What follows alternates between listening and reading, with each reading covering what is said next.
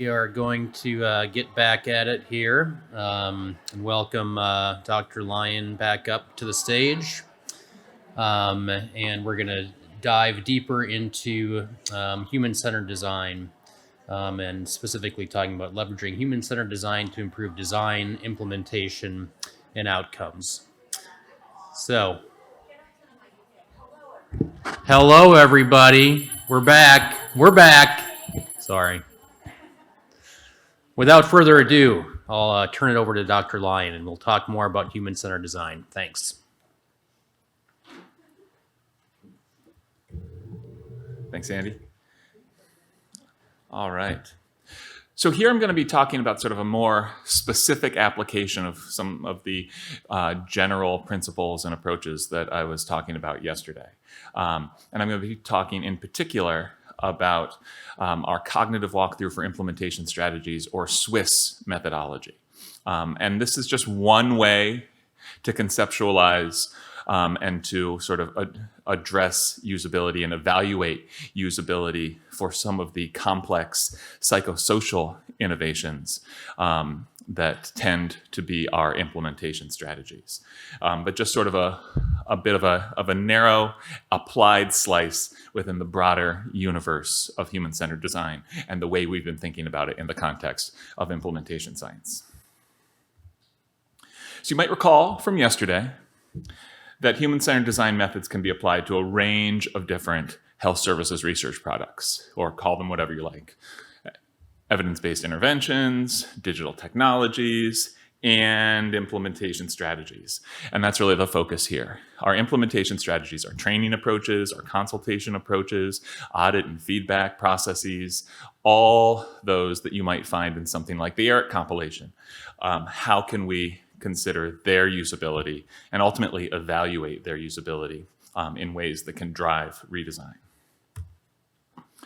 So first, though, I'd like you all to raise your hands if you've ever worried that your implementation strategy wasn't readily scalable beyond your immediate team.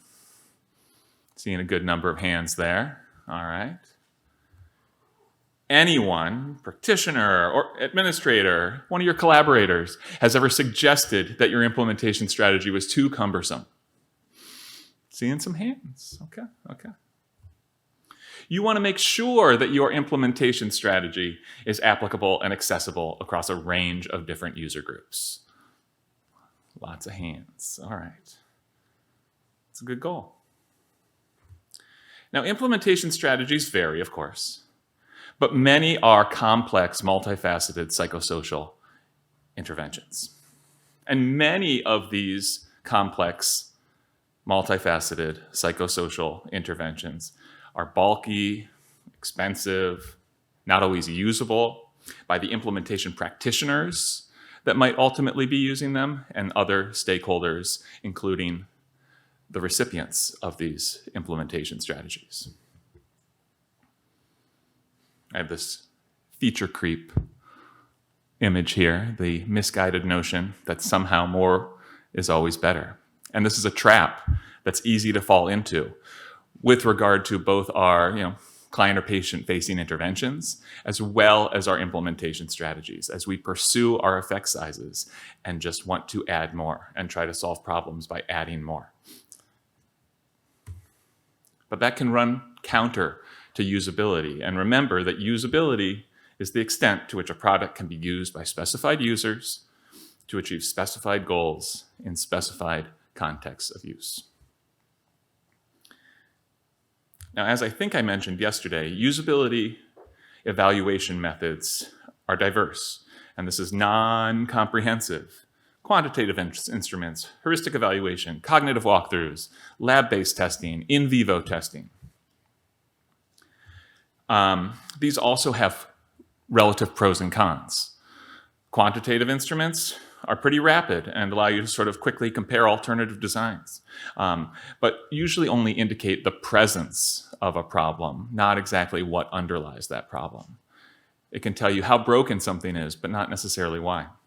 Heuristic evaluation might not actually need to recruit users in order to do that and apply some of those design heuristics like the ones I was talking about yesterday. But to do those ratings, it requires design expertise, and there's some evidence that doing heuristic evaluation can result in excessive lumping of usability issues that might be better parsed apart. Cognitive walkthroughs are more efficient than maybe traditional individual lab-based intensive usability testing, but have the potential downside of over-identifying usability problems. Lab-based testing, in a lot of circles, the gold standard for usability evaluation. Bringing people in, walking through a bunch of scenarios, having them do like real hands-on work with a particular innovation.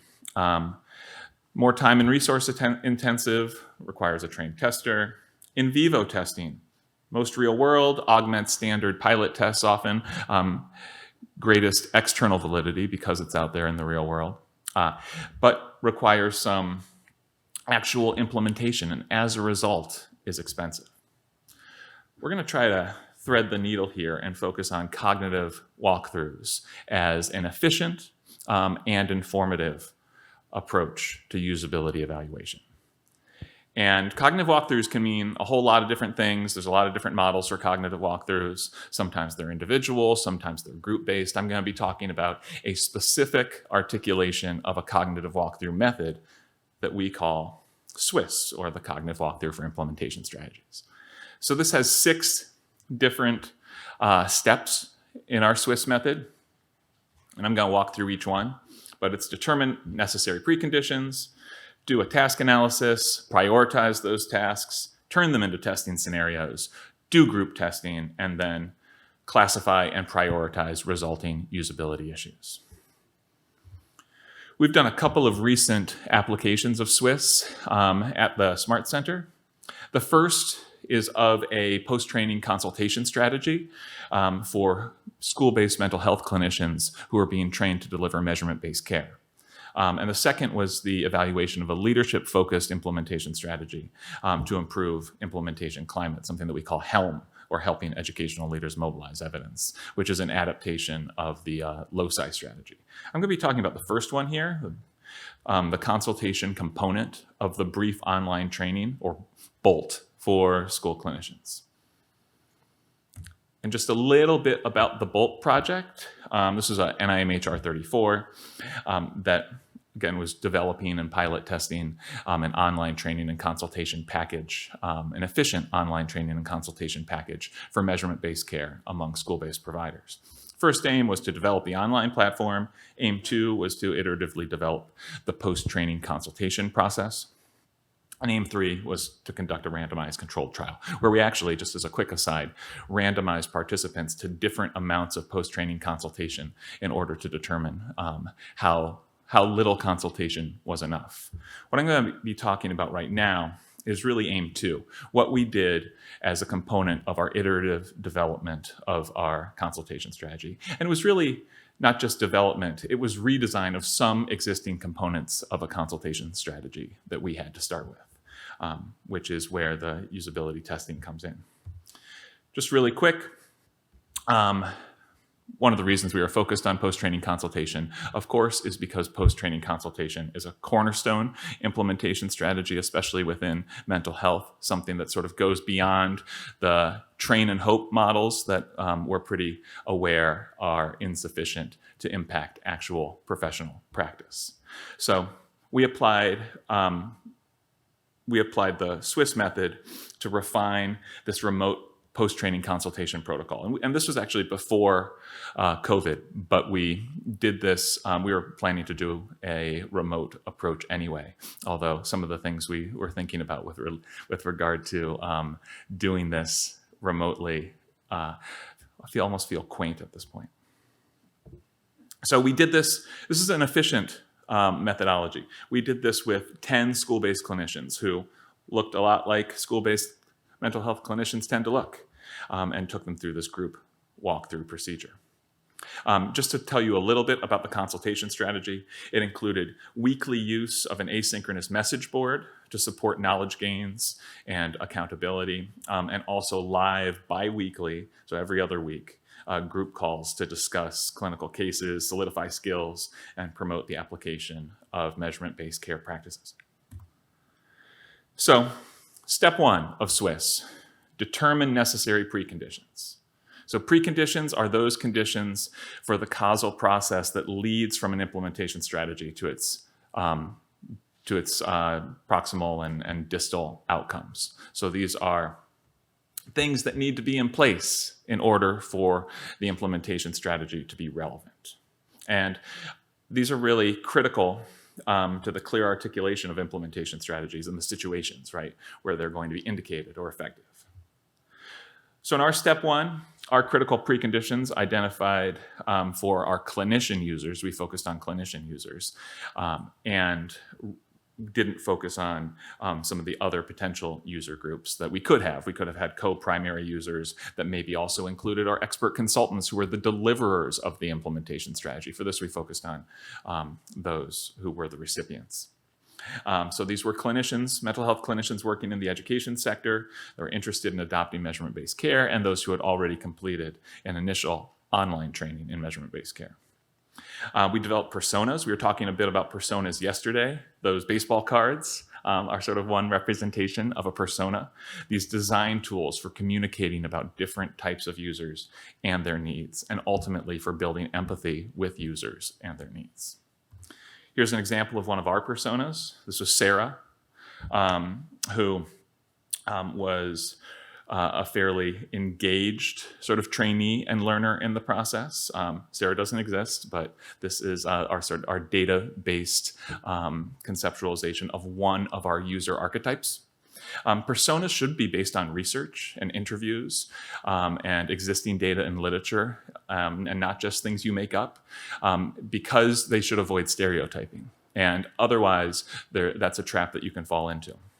They should be articulated as individual people, again, to help elicit empathy.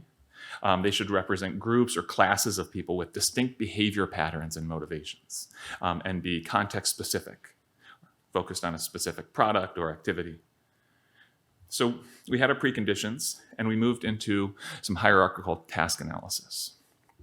Now, this includes identifying all tasks and subtasks that have independent meaning and collectively compose the strategy. So tasks may be physical, things like taking notes, or cognitive, prioritizing cases for discussion. Our evaluation for our post-training consultation strategy yielded 24 unique tasks. So this was things like present your first MBC, measurement-based care, case during a consultation call, logging into a message board. Some of these tasks are mundane. Schedule makeup consultation calls. Just as a point of comparison, our application of CWIS to our HELM implementation strategy, which was our leadership-focused strategy to create some organizational change, yielded 69 unique tasks for trainers and participants and coaches and central administrators. So just so you can sort of begin to see the scope. This is a simpler implementation strategy here, the post-training consultation. So then task prioritization ratings, because you can't test all those tasks. Whether it's 69 or whether it's 24, that's probably too many tasks. So you need to prioritize them and figure out what's most important here, since we can't test the whole thing. So what we did here is we had our team members, which was just four folks with expertise in consultation and school mental health, rate each task on a few different dimensions. These 1 to 5 scales of the likelihood that users might encounter issues or errors in completing a particular task, as well as the criticality of completing that task to sort of the functioning and overall success of the implementation strategy.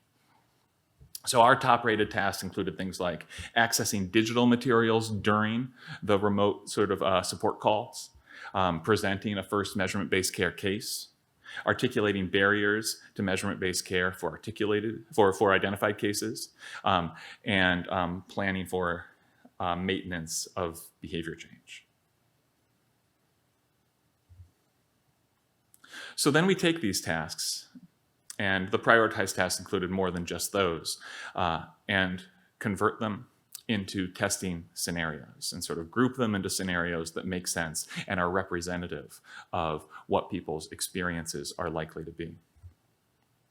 So these scenarios really standardize patient experiences, or participant experiences, I mean, while promoting generalizability to real-world situations.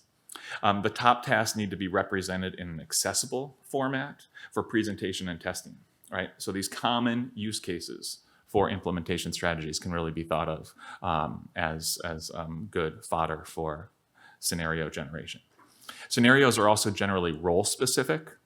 So the target of an implementation strategy, like clinicians in this case, might be presented with a different set of scenarios and tasks than the deliverer of an implementation strategy. In this case, that would have been, although we didn't test with them, expert consultants for measurement-based care.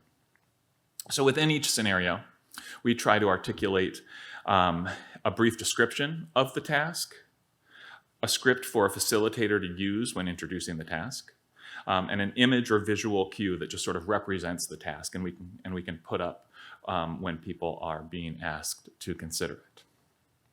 So what we did in this particular application of the CWIS method was to articulate 6 scenarios from our prioritized tasks, and we had about 1 to 3 tasks per scenario. So here's an example of one scenario and a couple of tasks that came within it. The scenario was, in your second consultation call, 4 weeks after the initial online training, and you are applying measurement-based care with multiple students on your caseload. Prior to the call, you're informed that all trainees will need to give an additional case presentation, again focused on the use of measurement-based care practices with one of your students. So we have the first task, task 2.1, to select a case that you've used with measurement-based care with over multiple sessions and describe the results. Task 2.2, based on the student's intervention goals, briefly describe the rationale for ongoing assessments, how you defined or operationalized what a positive response would look like, and your next steps for using measurement-based care. These are sort of components that were covered in the training and key aspects of delivering measurement-based care. So we have those, and then we take all of our scenarios and tasks into our group testing. Now, the reason we did group testing within CWIS is to really ensure it's efficient. There's different ways to do cognitive walkthroughs, and they can also be done individually. But one of the reasons we selected this cognitive walkthrough method versus something like even a more hands-on lab-based usability testing approach was efficiency. And keeping costs as minimal as we could and trying to gather information as efficiently as we could. When doing group testing of this sort, we like to have any given group reflect a single user type. And that, of course, can be defined lots of different ways. And many of you were engaged in a process of identifying different key users yesterday. It's typically most useful, we found, to have a group just be sort of specific to one type, so that you might need to have additional groups for additional types of users. Since we had sort of one key user type for this particular application of CWIS that I'm talking about, we just had 2 groups to sort of provide an opportunity for a replication across the different groups. But for the application of CWIS to the HELM strategy, that leadership-focused implementation strategy, we had groups both for the deliverers, so sort of like the facilitator or coaches of the recipients of the strategy, as well as people who were the intended target recipients of the implementation strategy, which in that case were elementary school principals. So in our group testing, we developed these materials and presented them to groups of 4 to 6 representative users. And what we did was each task that we presented, we asked participants to consider this task and to reflect individually on it, and to rate the task on 3 items, each on a 1 to 4 scale. And these were really their anticipated success related to discovering that the correct action is an option, that you know what to do, performing the correct action or response, doing it, and receiving feedback sort of from the system, right, from the strategy, that can help them understand whether the task was successfully completed. So knowing that you did it right. So what we had people do was to reflect on these individually and then go around and share their scores as well as their rationales or their sort of stories for why they had, in this particular scenario with this particular task, rated it the way that they did. So we have both that opportunity for individual reflection and gathering that information from participants, as well as an opportunity for a bit of a group process where people can build on one another's thinking as they're presenting their own thinking as well. So at the end of this, then we also administered the 10-item implementation strategy usability scale, which is an adaptation of the very widely used system usability scale, which is primarily for digital products.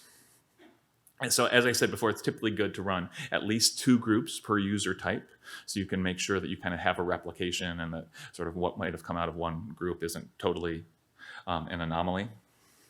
We recorded the discussion with a note taker for subsequent synthesis and identification of usability issues, but we didn't transcribe or anything like that, in part because we were trying to keep this as efficient as possible.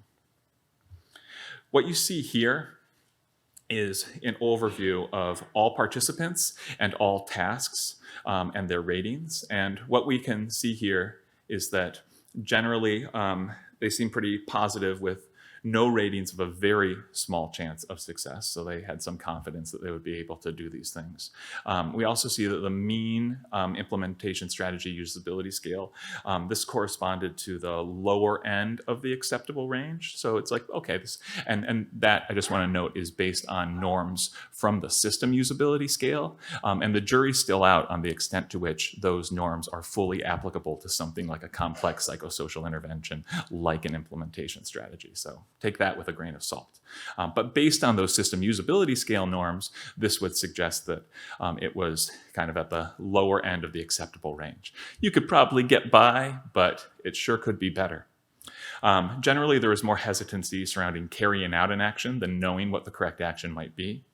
And you can see that things like task 2.1, which was selecting a case and describing results, or task 2.2, describing the rationale for measures and operationalizing what a positive response looked like, had some of the lowest confidence ratings, along with task 4.1, which was revisiting plans and shifting monitoring targets over time.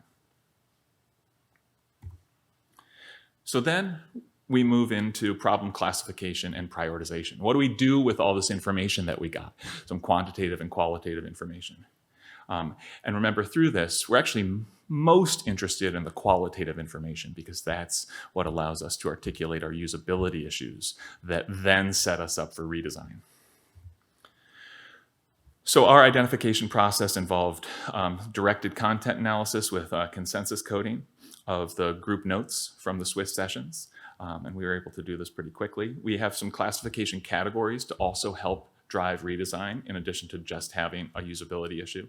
So we classified each usability issue that we identified based on whether it was an issue, and we pulled from some existing models for this, whether it was an issue that was potentially specific to the user and related to the experience or knowledge a user's been able to access. It may be due to hidden information or insufficiently explicit information or guidance about a particular function or component of the implementation strategy. Sequencing or timing relates to sort of when a piece of the implementation strategy, if it has to be performed in an unnatural sequence or at discrete times that are problematic. Feedback, those usability issues where the strategy gives unclear indications about what the user is doing, should do, has just done. And cognitive or social demands, so excessive demands placed on a user's cognitive resources or social interactions. And then after we categorize them, we also prioritize them based on 1 to 3 ratings by our team members on the criticality of the usability issue. So here's some of the top ones. You can see things like the usability issue that had the highest severity rating was focusing on barriers during consultation actually detracts from from case presentations. This is probably something that people might be able to relate to, where there's a little overemphasis on or problem admiration related to barriers to implementation during this. Another one was being unprepared to identify solutions to some of these barriers. There are also things related to inadequate on-site technologies, rapid assessment processes may be misaligned with how they saw the available time that they had within sessions or in between sessions. Overall, we identified 21 distinct usability issues here. And we're focusing redesign really on the highest priority problems, because focusing on those higher priority problems allows you to avoid excessive changes that might not be critical. Where are you going to get the most bang for your buck? What can you fix? What can you fix fast in order to create a strategy that's going to be maximally useful? Here's a few of our redesign solutions that we did based on some of these. This is not a comprehensive list, but the highest rated usability issues, things like focus on barriers, detracting from case presentations, were addressed through modifications to various elements of the consultation.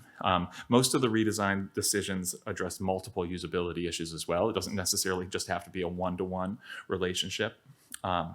So we had things like digressions or excessive barrier discussion leading to changes that included clear directions, targeted praise actually delivered by consultants surrounding consultee brevity, troubleshooting tips for consultants that they could also direct them to, rather than necessarily derailing some of the case presentation and discussion time.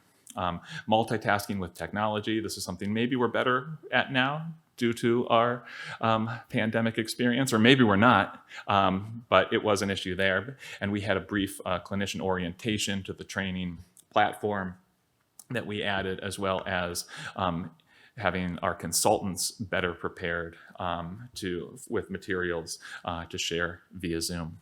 And I think this was the first project we did where Zoom was at all relevant. It was, in retrospect, it was really foreshadowing a whole lot of things to come.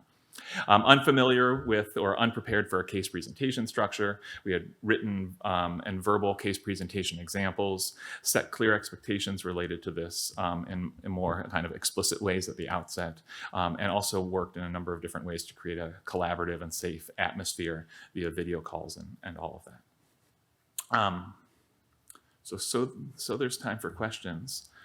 I'm just going to leave you with this, that scope creep is always out there. Scope creep is often what we're trying to work against. And when we can identify opportunities to create better implementation strategies, or anything else for that matter, I think, are likely to set ourselves up for innovations that can have a much broader impact than they otherwise might. Thanks.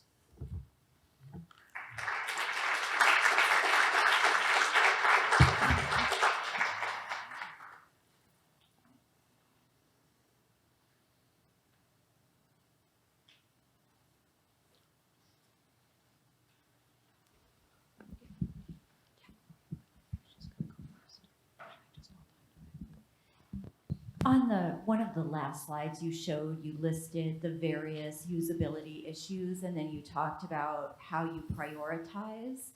Can you talk a little bit more about how you prioritize? Yes, absolutely. Great question. And we also have a paper out that sort of lists all of this and talks in more detail about the sort of prioritization process. But we do it first based on our severity ratings, which is already sort of our team's interpretation of how critical these usability issues are, how disruptive these usability issues are. But there's criticality, and then there's the extent to which a solution is readily apparent, right? So it's really based on the interplay of those two things. How severe is it, and can you do something about it, right? Because if you can't actually do something about it, don't waste your time. And is a higher severity rating more important? Oh, so this is actually a little counter to, so the lower severity rating, like a 1.33, that was the most severe. Yeah.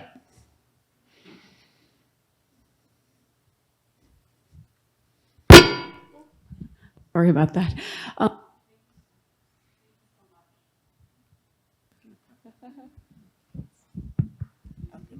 Yeah, usability issue. Presentation. I think I'll just loudly.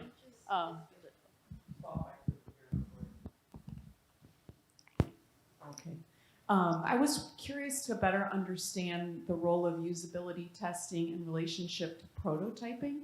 And obviously this is like a very extensive investment into a particular model, but I wonder if you could just clarify, do you bring in usability issues earlier if you're even considering like multiple prototypes of a potential innovation or intervention? Yeah, thank you. Yeah, great question. I mean, I think it's a good mantra to test early and often.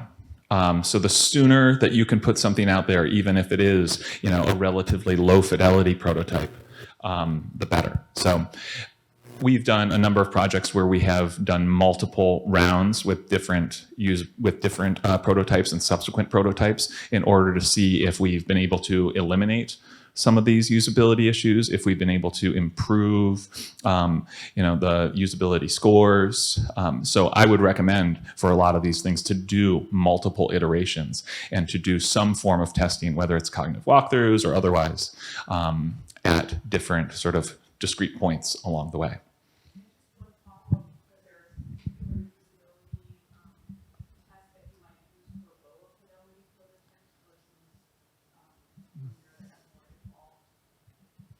I think I'd be less likely to do something like in vivo testing, but I think that a lot of these different methods are pretty applicable across both lower and higher fidelity prototypes. If you're shifting over your process from a lower fidelity prototype to like a higher fidelity prototype, you just might need to take sort of any direct comparisons between those stages and the results of usability testing with a grain of salt. So this was great again, and I love that you emphasized the efficient application of CWIS here. So can you tell us about how fast you were able to complete this end-to-end from step 1 through step 6, and also what kind of measurement of burden on user testers can you tell us about?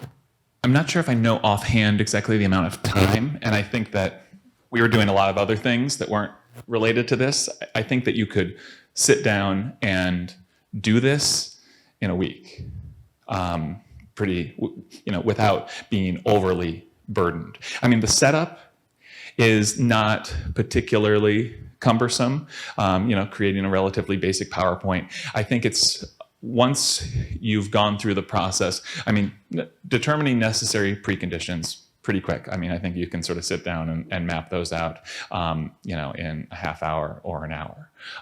The task analysis and just being explicit about that took a little bit of iteration just because you want to have as many perspectives as possible to make it as comprehensive as it can be. The ratings of those tasks are pretty straightforward, and as long as you can get people to actually sit down and do them, I don't think it takes more than 15 or 20 minutes from the team itself that's putting that together. Creating the testing scenarios from the top tasks, I think, is the piece that involves a little bit sort of more thoughtfulness, and where we had to iterate a little bit more than at some of the others. The group testing itself is, you know, quite efficient. These sessions were they were a little over an hour, somewhere between an hour and a half, if I recall. And we did 2 different testing sessions. And then the problem classification and prioritization is probably the highest burden place because it also is a little bit iterative. It's also one of the things that we've found, not necessarily in this project, but in the UW Alacrity Center, people take a little while to get up to speed on. That sort of articulation of usability issues isn't necessarily something that comes fully naturally to people who haven't been thinking about it a whole lot. So for external teams, we found some like coaching and feedback related to just how to write a usability issue is important. So that's something that is that has a bit of a learning curve, I would say, more than probably the other steps. Awesome. So to clarify, it sounds like you have 3 core player groups. 1 is the Alacrity experts, 2 is the strategy developers, and 3 is your user sort of representatives. And is it right that it's only step 5 that brings in users? That's correct. Okay. Yep. Thanks.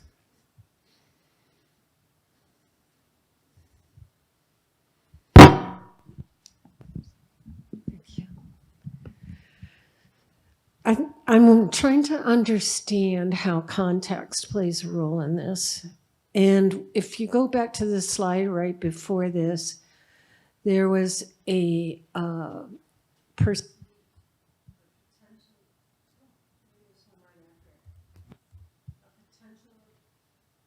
Usability issue about rapid assessment and feedback process. And I think about low resource schools versus high resource schools and how that variation in context could affect the cognitive walkthrough and how you can sort of adjust for that or what sort of boundaries are on your output based on your usability context of the schools. I think a few different things. Context can be incorporated into the process in a more kind of standardized way by how the scenarios are written, right? So that's sort of one piece or one way to kind of set the stage for that and to pull for that potentially. And you could create a scenario or separate scenarios related to higher resource or lower resource systems within the same testing session. I also think that all of these things come from, the usability issues and information about context also often comes out in the kind of rationales for their ratings that providers, in our case, give when they're sort of doing that share around after they've rated the individual tasks. So a lot of it comes out there. And one thing to always consider with this is that usability issues tend to reflect a thing intersecting with context, right? And in the CWIS sessions, we're trying to get information about how people's sort of mental models about their work and their settings intersect with the tasks and scenarios that we're presenting to them. So contextual information like that comes out a whole lot. Ultimately, what we're trying to do is then bring it back and turn it back to the implementation strategy and figure out how the implementation strategy can be more responsive to the different kinds of contexts, including like level of resource and things like that. The rapid assessment misaligned with timeline available was due a little bit more to the structure of schools than necessarily resource availability, but that's obviously in the mix. So does it require that you have in your testing group at the end that you have people who understand, for example, low resource settings, or do you prep them to be able to say, think into setting? You could do it either way. If it's a high priority sort of user subgroup, and if we think back to kind of the user identification activity from yesterday, then you could definitely recruit into those strata if you have, if you believe that it's necessary to be able to have explicit representation there. But you could also build scenarios that pull for that information and present it. Then, there's always the downside that people then are kind of addressing it in a hypothetical rather than experiential kind of way. But, that's a balancing act.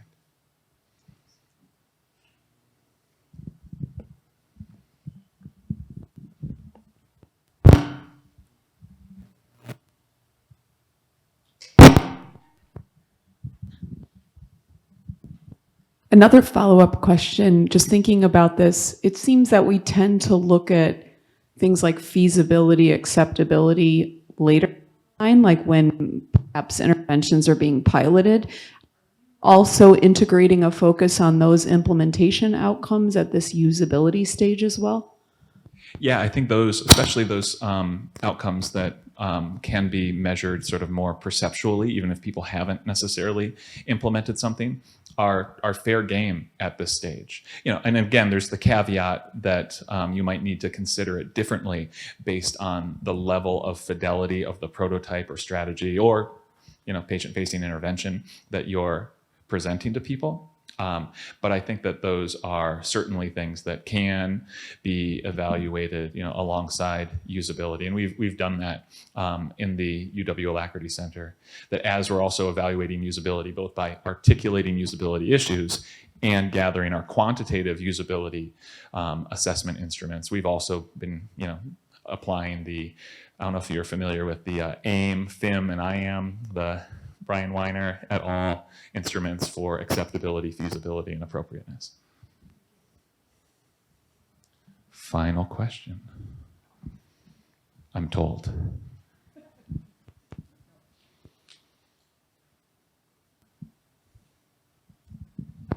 We've got a thing going back. Love it. I waited until everybody had a chance to raise their hand. So my first question was about the FAST topic from Dr. Proctor's presentation. My second question is about equity. So the decision here of what to prioritize, your team is making. You're not involving users in deciding what to actually address in terms of usability. And presumably we know that representation is an issue on design teams. So can you comment on that?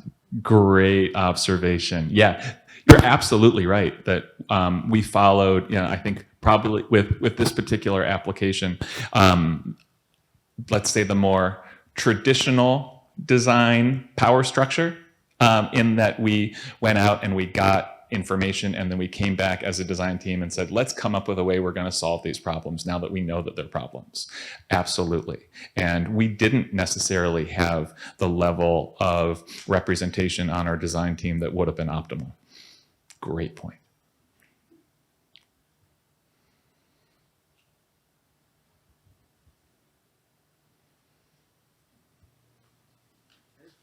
Thank you, everyone.